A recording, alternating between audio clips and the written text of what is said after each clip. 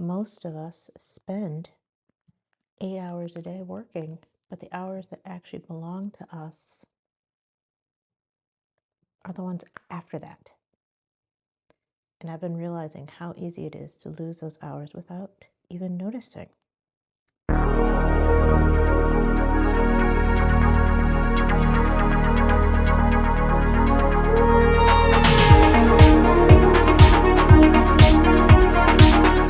Hey everyone, welcome or welcome back to the Unfinished Projects Club. My name is Jen. Hi. So I'm sitting here diamond painting, thinking deep thoughts, and decided to turn on the camera and record said deep thoughts. Maybe this will resonate with some of you. So I've been seeing this pop up on my YouTube feed a lot, the phrase, take back your 5 to 9.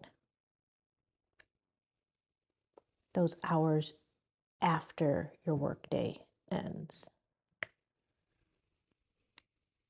We spend so much time talking about the 9 to 5,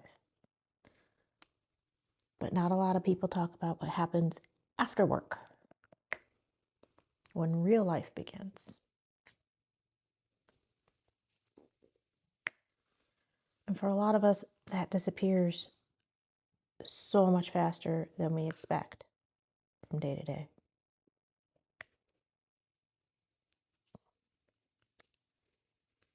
Dinners, chores, doom scrolling, that's my biggest fault. And suddenly it's bedtime.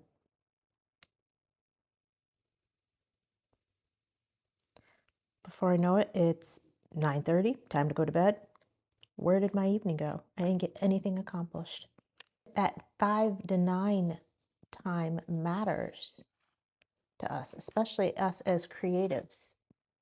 That's where we connect through our creativity. That's where we have our hobbies or learning, online courses, rest. Whatever your identity is outside of work, that's when it comes. That's when it happens. Your 5 to 9 is where the rest of your life actually lives. So I've been focusing a lot lately on trying to be intentional with that time. My 5 to 9 is where I'm usually crafting.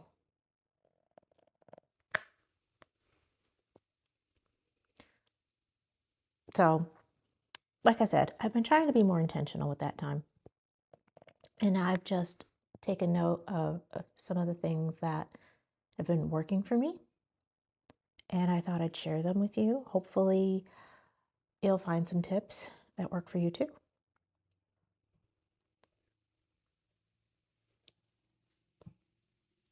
My first piece of advice is to stop waiting to feel motivated. Start messy.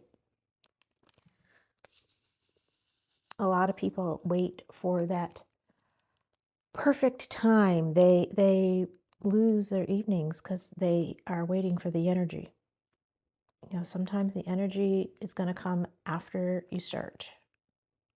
Your 5 to 9 does not have to be productive each and every day. It just has to start. Even 10 minutes of crafting counts. Sitting down and putting in a few stitches or laying down a few drills. Follow your energy for that particular day. Sometimes, again, like I said, that energy is going to come after you start. That's when your motivation occurs. Another tip, protect one tiny creative ritual. You don't need a routine.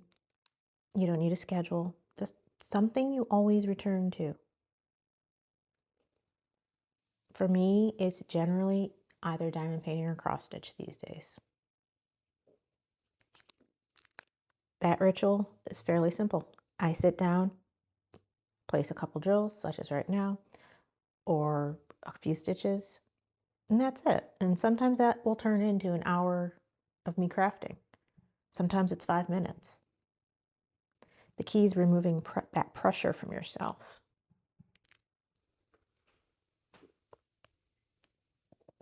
Another tip is to stop thinking that your evenings need to be optimized.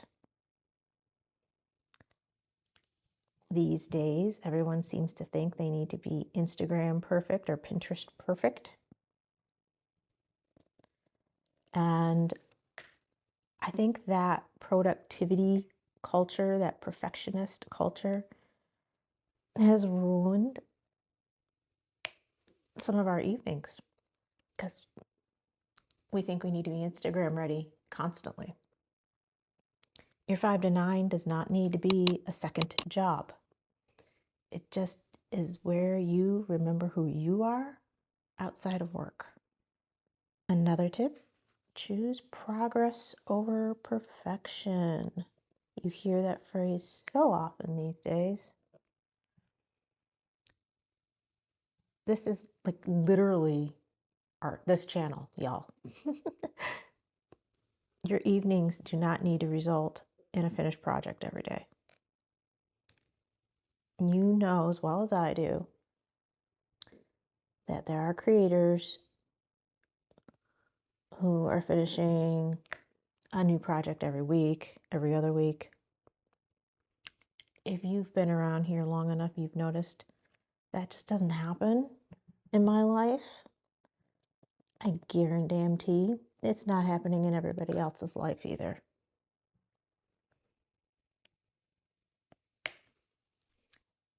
If you're new to this channel, this is not a place where you're going to find me finishing up 2 or 3 diamond paintings a month or a couple cross stitches a month. Real life happens here. So again, your evenings don't need to result in a finished project. They just need a little progress. My last little tip, lower the barrier to starting. Make it ridiculously easy for yourself. Some people are lucky enough to have a dedicated craft space. I am not one of those people. I am currently diamond painting at my dining room table.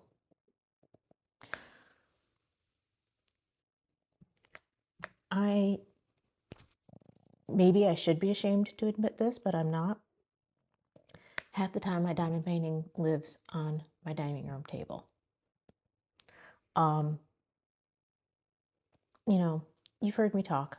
We don't have a ton of kids around anymore. They're either in college or working. They're getting older. We don't need, an 8-place dining room table. It's usually just my husband and I. Half the time he doesn't even eat dinner at the end of the day because he does intermittent fasting. So we really don't need our dining room table as much as we once did. So if I can leave my dining paintings set up, so all I have to do is sit down and start working, I've taken away one excuse. I have lowered one barrier. I make it ridiculously easy. If your hobby is going to take you a half hour to clean this up, set this up, do this, you won't start it. You're going to get tired. You're going to find something else that needs done. So again, if you can make it ridiculously easy for yourself, then by all means do so.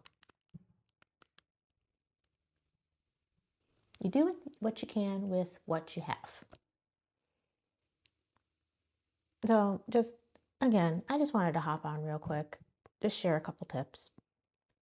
Maybe taking back your 5 to 9 isn't necessarily about being productive. Maybe it is just making some space for the things that remind you of who you are outside of work.